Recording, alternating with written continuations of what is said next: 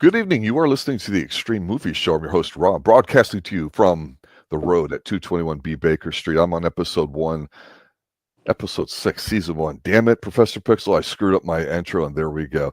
Hey, ladies and gentlemen, it's the Adventures of Sherlock Holmes, starring Jeremy Brett from 1984, the Granada TV series. I was trying to take this on the road and be cute, and I failed. However, one thing that did not fail about the episode we're going to be reviewing, the young 20-something Professor Pixel and myself, is the fact that the Speckled band, wow, Pixel, compared to the fact I wasn't the biggest fan of the Crooked Man episode from a week or so ago, what a big jump we have in here. This is a story done right. This is a hell of a lot of fun. It's got all the stuff in it that I like. That is what Sherlock Holmes is all about, whether it's the television or the books and all that. The Speckled band, sir. First watch for you, correct?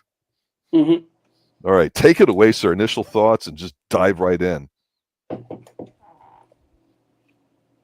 Sorry, you caught me at the wrong time. I was taking a sip. I thought you were being, knocked, unconscious because you're a thief and you would have knocked some stuff over in the water crossing under another man's territory. Because in industrial London from 100 plus years ago, that's something you would not want to do.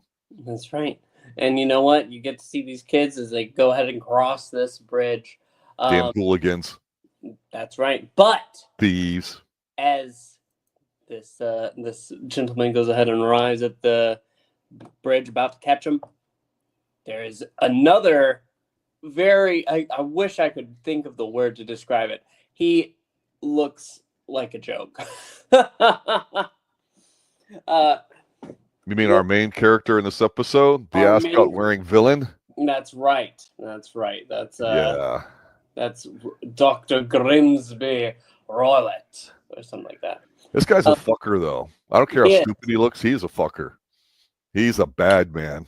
He has gypsies on the property, and they were gypsy kids just stealing some things. And he says, "Thieves! No, thieves!" That's right. But he goes ahead and tells this guy to basically buzz off, go away. It's his property. They are his guests. Fuck off and die. And then I'm being quite vulgar, but this guy is a bastard, and I appreciate that. But you know how he does it's interesting. He knocks the guy off, and it's not really a great stunt, but it's to show you, the viewer, that this guy is actually insanely strong. Because the smithy was no wee lad. No, not at all. But then he goes ahead back into his manor. It is a very nice property. Little rundown maybe, but he goes inside his stepdaughter, I believe, right? The sweet thing, yes. Yes. Getting a little rapey physical vibes from the dude. Well, oh God. She's there though with her soon-to-be hubby, and I'm interrupting a hell of a lot tonight. I understand that. This hubby guy's a zero. This guy's a pud. He really is.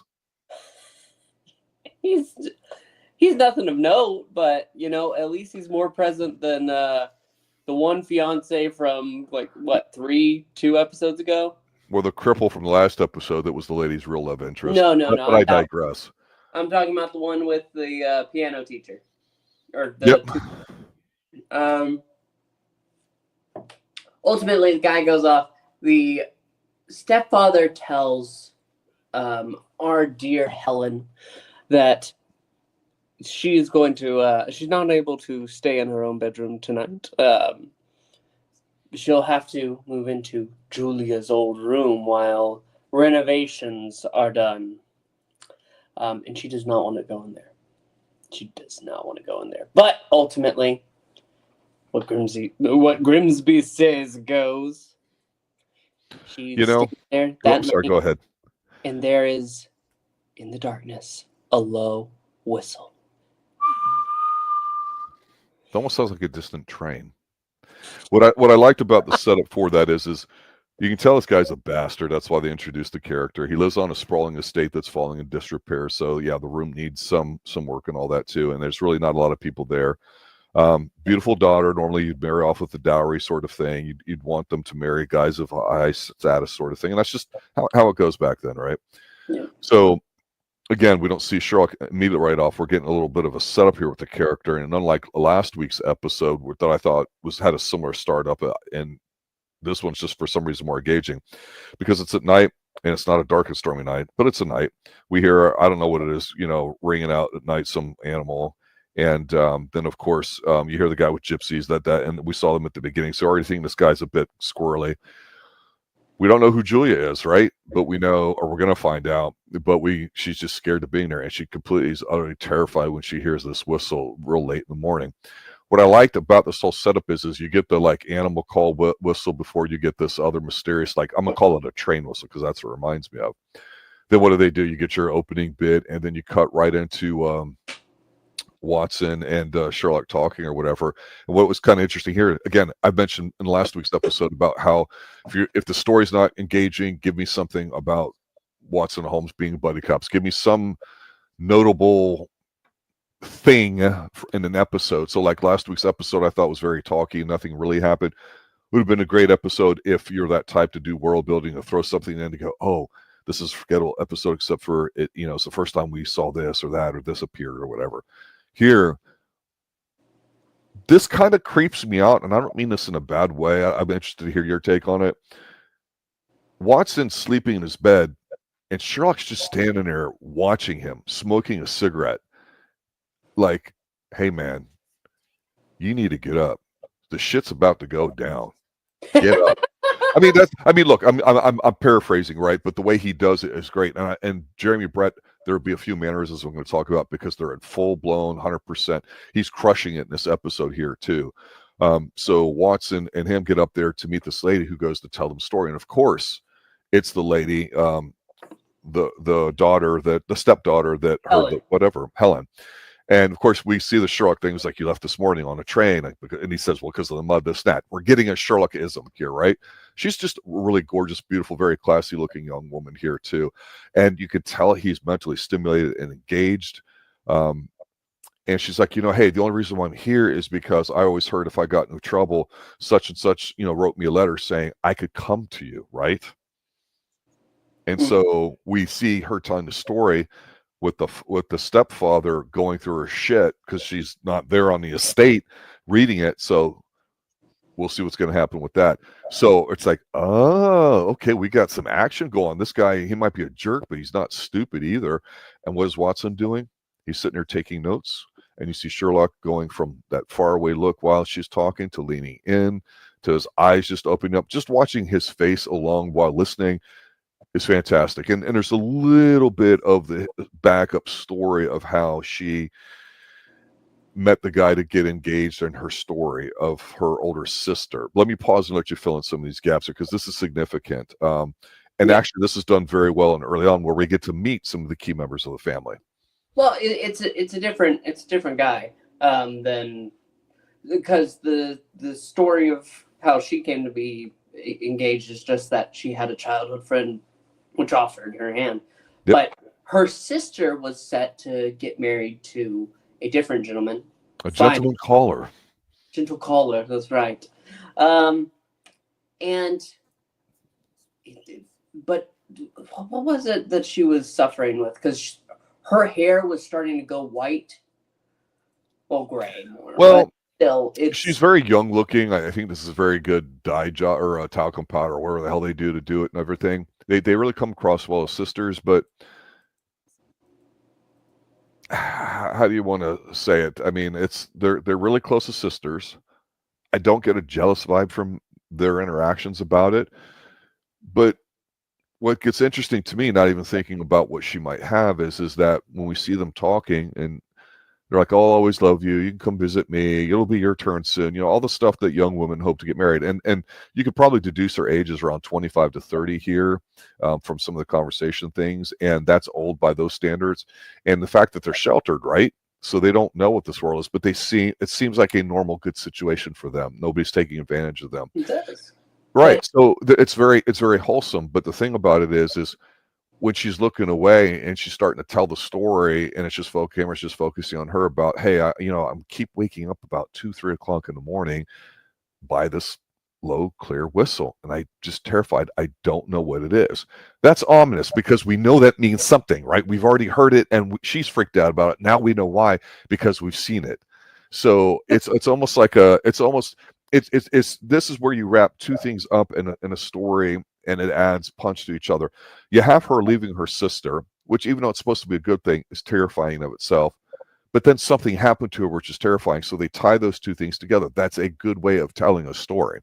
Yep. And when we actually get to see it, I wish I could remember like verbatim what they're saying, because the way that they're speaking is just perfect.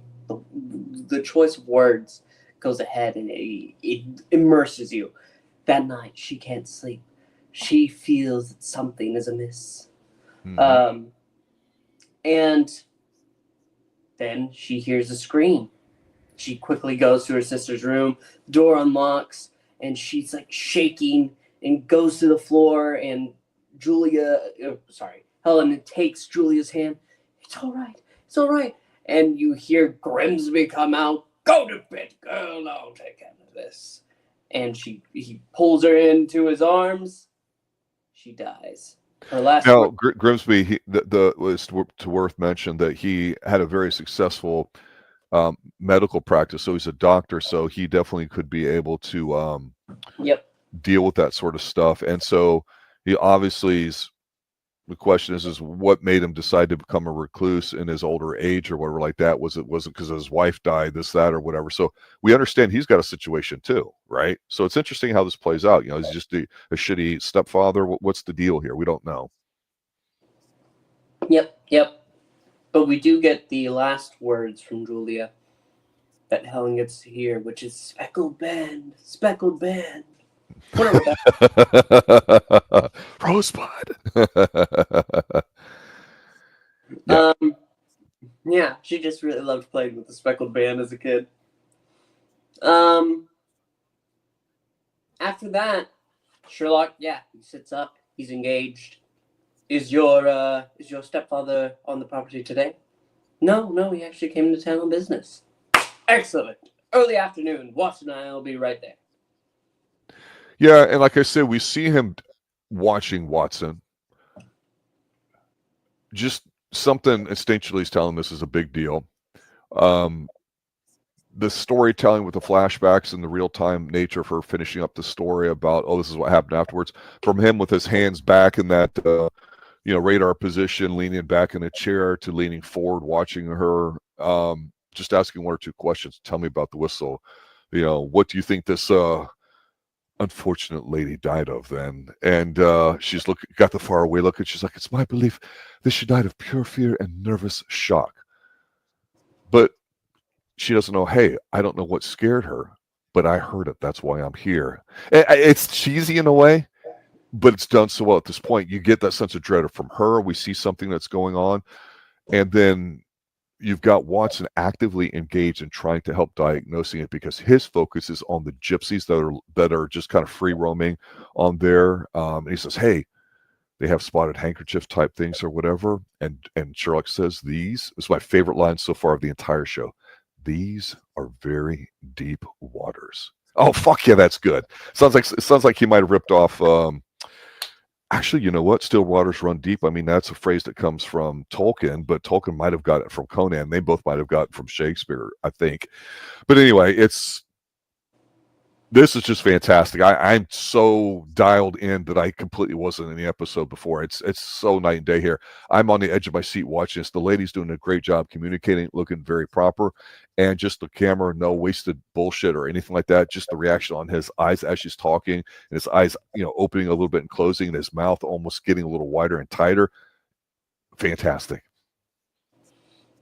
What I do love is finally after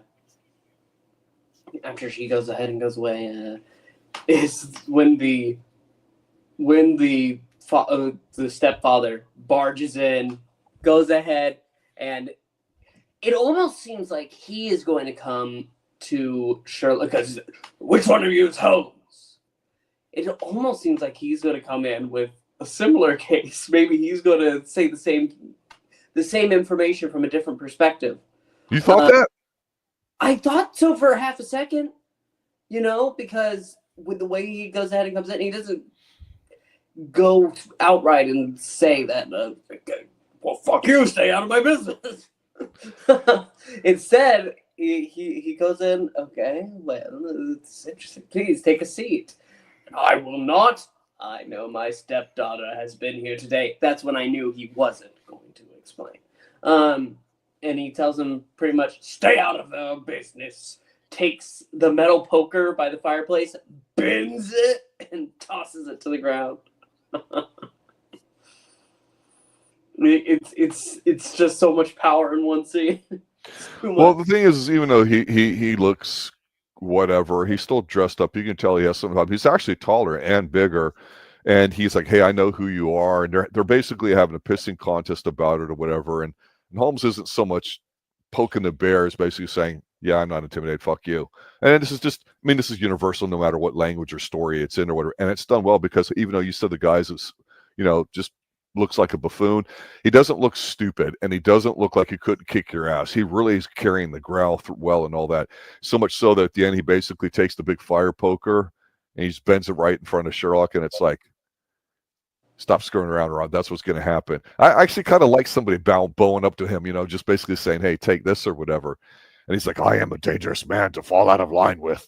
Don't you forget it. And storms out or whatever with Mrs. Hudson watching. I'm like, that's a scene. The guy comes in, does what he does, makes an impression, leaves. That's all we need to do. We saw him with him knocking somebody, the smithy whose gypsy people were stealing off there. And you see Sherlock, for the first time, in my opinion, pissed. He's like, hey, I'm a nice dude, and I'm not bulky, but then he unbends it, which that looks kind of silly and dumb. But you can tell he's like, I don't know what the fuck's going on here, but the shit's going down, and we're getting into it. He's putting on his hat, and he's like, we're going now, bro. I'm like, yeah, let's do it. I mean, this is pure Sherlock stuff as far as I'm concerned. Meet me at 1 o'clock under the Waterloo station after you've finished your breakfast. We're on our way to go check it out. And get the information from the friend. The information that you gave earlier about his practice, we go ahead and we get that. And they exchange it to show you that while they're traveling, they're on a train. I love watching train shots. The side angle where you see both of them in camera with the background and all that. Give me that, even if it's for a minute. All this has to do is basically frame up the information that we have to decide what's worth pursuing and what's not from the storytelling perspective, unless they're giving us a red herring too. But here you basically get confirmation that this guy, this doctor, is, kind of a tough guy or whatever like that. But he says some stuff there. And again, Sherlock's not talking a lot here. He's listening. That's good. That means a lot's going on. Yes. Once we get to the estate, though, once we do go ahead and get to the estate, I loved how they go towards her bedroom and from the outside, and Watson starts looking at the ground. Sherlock looks over. What are you doing? Well, yeah. Well, it's a lighthearted moment because we're in a train, like I mentioned at the end, when he has, these are, very dark waters or whatever. When he's on the train here, after he gets the input from there, he makes the comment about something along the lines of, oh, it's the worst thing of all when a smart man turns to evil, sort of thing or whatever. So you already know his instincts are in overdrive. His brain's racing 100 miles an hour thinking of stuff, and he knows that somehow this whistle he keeps thinking about is the key. We don't know that it's the stepfather. We'll find out. But when they get on there, to your point, I mean, they actually see a small little house there where they go, oh, maybe gypsies or whatever could stay on or whatever. That comes into play a little bit. But yeah, what are you doing? I'm just taking a walk here around here. He's like, well, what do you see there, Watson? He's like, I see our footsteps. I mean, I was kind of lighthearted. I thought that was funny because he's got the magnifying glass. I think this is the first time we've seen him use it. He's like, what are you doing, Watson? They're by the roses or whatever. He's like, I'm using your methods, Holmes. I'm seeing whether the ground's been disturbed or not. What do you see? I see our footprints. It's stupid, but it's funny. But we go ahead. He goes inside. He takes a look at the room that she's staying in, her sister Julia's old room. There's a rope there that they think could be for, how they would have a bell rope. Call, yes, to go ahead and call. It's a mechanical ringing device. That's right. You But they write pull down it. on it, a bell There's rings, your people would come see you. Except what? They pull it. There's no bell. There's nothing. It's almost like a It's a dud. gift pull. It's a dud, exactly. What is, I almost don't sorry, want go to ahead. say the other piece that they notice because how it's delivered after is it's so great. Because he takes a look there. He takes a look in the stepfather's room. There's a safe in there with a saucer of milk on the top. Well, the gypsies have, what is it? A baboon, and was it a leopard? That's not the gypsies. That's him. Yeah, but I'm saying Taco. those are accoutrements from his time, because again, he served, I think, in India or whatever. But they roam the ground, which adds kind of air excitement. So you're like, well, neither one of them killed it, but hey, just do they like milk? Does he like milk? Is it something else? What? I don't know. They go ahead and they theorize on that a moment though, and they say that what is it, a panther? The panther couldn't be drinking out of that. Well, he might be out and about. He's can't be drinking from the saucer. Yeah, because Sherlock goes ahead. Is there a cat in here? Like a Schrodinger's cat. But from there, he has a plan. Tonight, you're going to go ahead and tell your stepfather that you are going to go to bed early. Then you have a headache. Room, huh? You have a headache. You'll go into the room. Yeah. You'll set a candle. You'll go ahead and light a candle and leave the shutters open, and you'll sleep in your own bedroom, as we know there's no construction going on.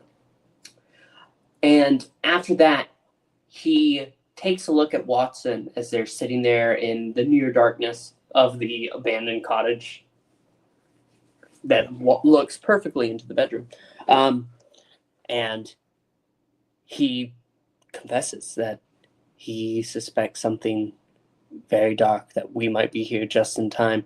Because not only do you have the dud of the bell, you have a bed that's bolted right into the position one would want it. And it's just the way that they deliver it. You get that darkness that they want to give. Yeah, it's so when they're assessing the clues of the situation, he looks around, he checks the you would be the flute, I think is what you call it when you have a fireplace. Some of Florida who don't really have fireplaces, but you go up there and it can be jammed or congested or whatever. You have your vents up high for the heat to circulate or move through the rooms. I say heat, but I should say air. So you see where the bell goes up to that, and he's checking the floor out with his magnifying glass and some other things there too. Then he goes to the next room, and I'm just going to rehash a concept I think I brought up a few episodes ago about an open and closed system. You talk about it like, you use that concept for like solving issues of finance, money, science, that kind of stuff there too, because you have $100 and there's no creation or destruction of it, then it's a question of how it's accounted for. You make assumptions like that, put constraints on systems to make predictions, solve problems, and predict things or whatever. That's just purely scientifical. What I like in here is that he's checking out this closed system. Hey, the window was locked, she screamed, she whatever. Assuming there's no in and out, like we saw, it was at the naval treaty where we saw it was an open system. Here, it's definitely a closed system. So what could happen? The guy does his work in his room next to it, and she had made the comment about how, she doesn't really believe that she needs to do it. Like this guy's being abusive mentally to me by making her stay in her room, which I really liked it because the guy's a bastard. That's nice. It's also very effective storytelling because it's a bit distracting to what's really going on. And then you're right. But to me, the whole thing, watching his face and his expressions, like I've mentioned a couple times already now, when she's basically like, just tell me what's going on with my sister. Guys going to figure out. It's like, here's the plan. I need you to follow it. You can tell that he's deadly fucking serious. And we haven't really seen that much of that out of him to this point. Very clear about what's going on. They're not even leaving it. They formulated their plan. And if everything works, they should test their hypothesis and validate it, right? So it's interesting because when they get to that room again, you see them, they're in a city. Then you see them on a train. They're getting closer to the case. They're getting farther away from society and people. Now they're on greens with a bunch of weird people just laying around that invites danger in a sense. They see a small structure that's a house that they're now residing into, whatever, that happens to look over it. So how is that related at all? Yes, it's convenient that it can see a room. But he'd already thought what might be happening, and that's why he says, put the candle there, and then da-da-da, as soon as, whatever. Very clear, very easy to follow. You don't know what's going on here. You don't see it till you see it at the end. But the point is like, unlike the last episode, here everything is presented to you where you could figure it out. But you're 100% right, and that's why I just think, besides some of these great lines in this and the delivery of them, this has enough, I don't even want to say action, but the energy, the sense of something's happening. There's this momentum being built to it, all to the point now where this is the calm before the big storm, the resolution of the episode. Literally, they're waiting for hours until the middle of the night. He's like, get some sleep. And you just see him just kind of like looking, and like he's just so bothered he can't go to sleep. And you can see that the stepdaughter and the stepfather, at dinner time, he's knocking back a few drinks because that's what you do, and you read the paper because that's what you do, probably checking his investments. And he's just watching her, like trying to say something, and they're just not going to argue about it. And she's just like, I got a headache, I'm going to go to bed and everything. She does a great job of not coming across as whiny or pathetic, but seriously stressed out. And she does what she's supposed to do. There's no trouble in doing it or whatever. When they're at night and they're crawling across the grass trying to get up to the window, when they see the signal like 2-3 in the morning, and then they see the baboon in the grass, it just works. It's creepy, it's atmospheric, it's a bit dangerous. And then we see the leopard, walking around there with the growling. It just adds a hint of otherworldliness to this estate and all that. Then they get in there, and what happens, sir? Take it away. Yes. As they're waiting, I love, because Watson does go ahead, and he was the only one who did get a nap. But when they get into the room, he whispers, "We must sit here, not make a noise. Sit here in darkness." And there's like one other bit, but as they're sitting there, completely still, you can. There's tension in the air.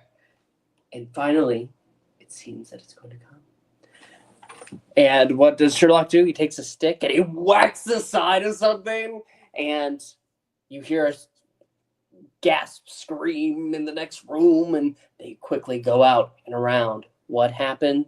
You can see Grimsby sitting in his chair with a snake around his neck. Yep. Kevin the Serpent is his name, in case you wanted to know. I like the fact that you see him hitting it, and then they just literally milk it for another second or two more, because him screaming to death, whatever. Another thing here, when he goes to get it, they say, oh, it's an adder, it's one of the deadliest snakes in all of India or whatever. Again, probably something he brought back and whatever. And Watson's got the gun out, the old pistol, not that we need to use it, but they take a minute here to shut up, not talk too much, and he gets the little tiny whip, which is what they had mentioned earlier, like, I wonder what this is for or whatever, like, well, it's too small to be used for a leopard. That's a hint there. And then you see him and his hands are shaking, and he lassos, around the neck to get control of the snake or whatever. And then basically you just get a rehashing of Sherlock explaining, hey, this is what happened to it and all that. But I don't know, man. It's really the end of the episode. You get to see her sister while he's doing the voiceover work and them talking about it. This is probably the best episode I've seen. This is just by far incredible to me. Everything about it. I can't explain it other than everything we've talked about here before. But wow, what a fantastic episode. I mean, really, it's got everything I've wanted. It could see. Brett's just amazing in it, but the whole episode, everything about it's just phenomenal. I mean, also that's it really for the episode. Yeah, I also love the end credits, because rather than cut to the classic images that they have, instead it's all red. You see the snake, and you have the music playing low as it's moving, and then you have Sherlock go ahead with the stick, and he hits the snake back. Go. Yeah. It's really good. This is a fantastic episode. better than last week, so I'll go ahead and agree. Really enjoying Sherlock thus far. Yeah. Nice. This version of Sherlock. Yeah. No, well, next week we'll cover episode 7. That'll be interesting to kind of see how good of an episode that is. But been very stunning episodes, several of them so far. Only one that I think's just been kind of meh to me or whatever. But this one, wow, followed up with the best. Incredible. There you have it, ladies and gentlemen. Season 1, episode 6 of The Adventures of Sherlock Holmes, 1984. Jeremy Brett. You can find it at the Internet Archive for free. There are also several versions floating around in HD versions. Whether you have the DVD print, either on Tubi, which I've seen, and maybe some other ones, but also just on YouTube as well. If you do a search here in the United States, you'll find it. If you're international, check it out. Fantastic. I'm looking forward to continue it. For Professor Pixel and everybody involved here at the Xtreme Movie Show, good night now. This was an Arthur Conan Doyle adaptation.